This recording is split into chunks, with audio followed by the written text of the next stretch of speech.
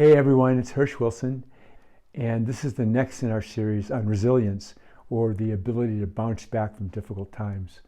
If you're like me, my major emotion this whole week has been confusion, which I guess is appropriate and normal when you're in a slow-moving crisis where there's lots of uncertainty and lots of ambiguity. I want to start this video with a quote from the American writer James Baldwin. He wrote that society must assume that it is stable, but the artist must know and must let us know that there's nothing stable under heaven. This is one of the first lessons you learn as a firefighter. It's that life turns on that dime. After a few years of 911 calls, you're no longer surprised when the pager goes off in the middle of the day or the middle of the night. You might be shocked by the enormity of tragedy that you see, but you're not surprised when the pager goes off and you know that the trajectory of someone's life has been permanently changed. Because the first rule of the firefighter universe is that stuff happens. Absorbing that premise at both a personal and societal level is the first step in understanding that what we're going through now is not a fluke, but it's the way things are. It's the way things always have been. Stuff happens and life is not stable. This brings us to the next practice, if you will, of resilience, or the ability to bounce back from difficult times. Margaret Hageland and Nicole Cooper, their next resilience practice is called cognitive flexibility. They define it as the ability to see good in bad situations and the ability to be flexible when approaching problems. To me, there are 3 bullet points. The first is understanding that we are not in control of the events that happen.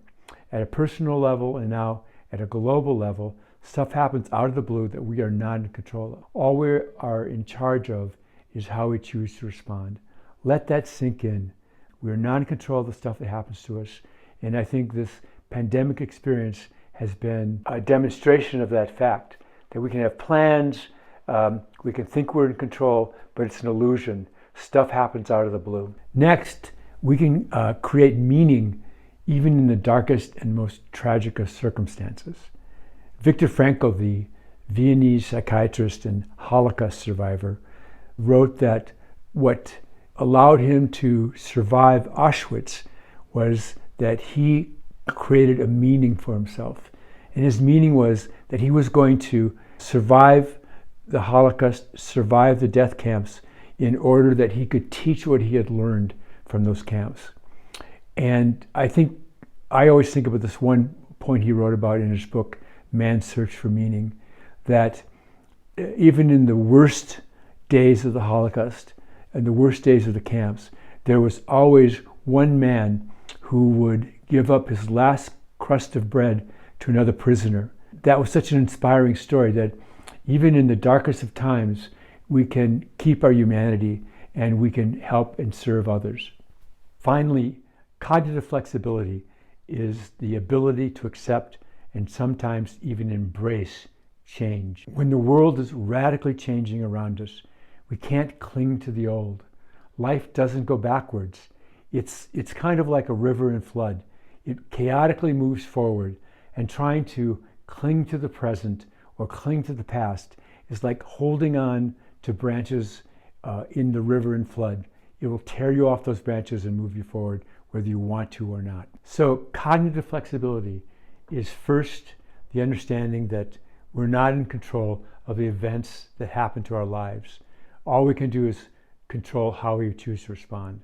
Second, it is the ability to find meaning, to find a purpose in even the darkest and most tragic of circumstances.